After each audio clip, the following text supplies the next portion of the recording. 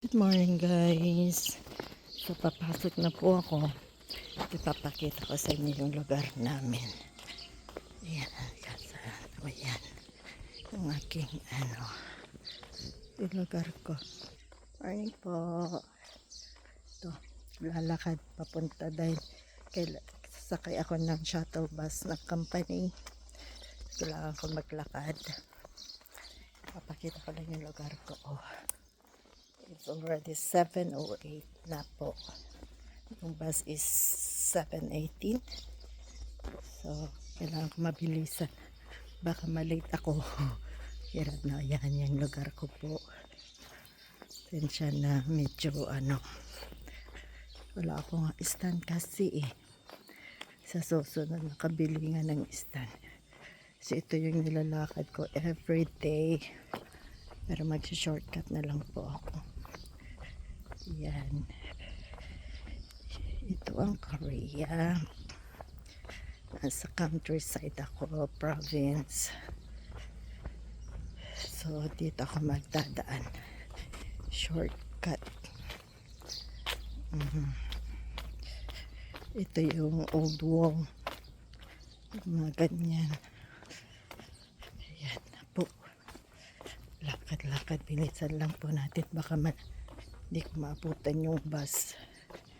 Malate ako, patay. Hindi ako makapag sa office.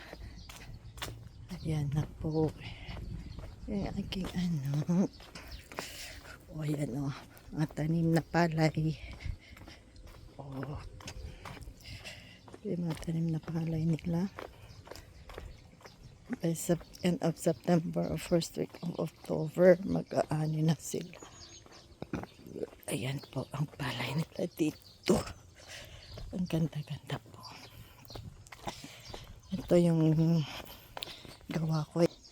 Kailangan maglakad para makapag-ano sa bus. Ayan po. Hindi siya maaraw ngayon pero mainit. Yung ng humidity. Pero yun yung mainit dito sa Korea. Mataas ng humidity dito.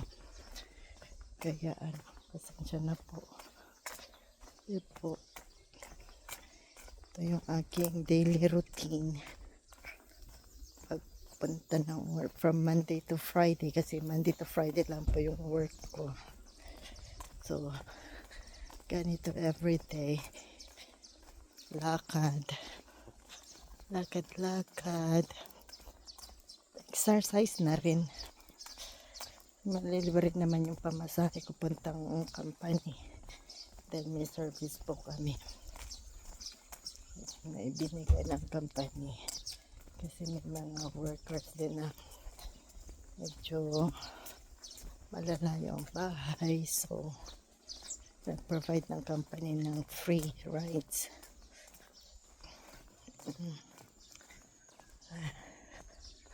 Para pero kunting bilisan lang po natin paglalakad.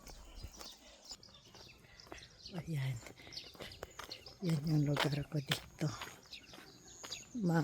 Madamo dahil ulan ng ulan. Ganito yung mga old house noon.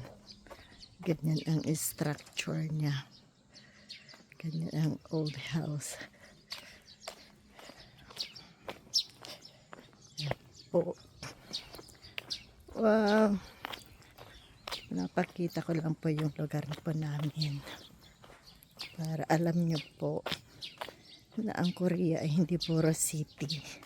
Na puro apartment. May mga lugar din po na baryong-baryo. Hindi naman po liblib yung lugar namin. Pero malapit siya. Ay ko, hirap din. Mainit na siya. Maaraw na.